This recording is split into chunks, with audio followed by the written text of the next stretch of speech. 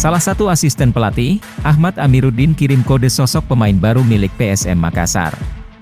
Melalui unggahannya di akun Instagram pribadinya, ia tampak mengunggah fotonya bersama pemain Borneo FC. Pemain tersebut adalah Stefano Lillipali. Unggahan tersebut memperlihatkan kedekatan antara asisten pelatih dan juga pemain naturalisasi ini.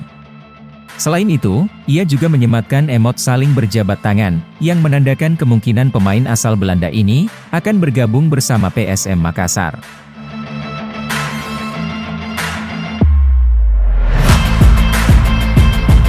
Kemungkinan bergabungnya Stefano Lillipali ke PSM Makassar bisa saja terwujud untuk musim depan. Pasalnya tim berjuluk pasukan Ramang ini sendiri santer dikaitkan dengan beberapa gelandang, salah satunya Ricky Kambuaya. Dengan tidak adanya rumor pembatasan pemain naturalisasi di suatu klub, maka pemain ini punya peluang untuk bergabung. Stefano Lillipali sendiri merupakan pemain naturalisasi asal Belanda, yang saat ini membela Borneo FC. Bersama Borneo FC di musim lalu, ia tercatat tampil sebanyak 32 pertandingan dengan 9 gol, dan 9 assist di Liga 1.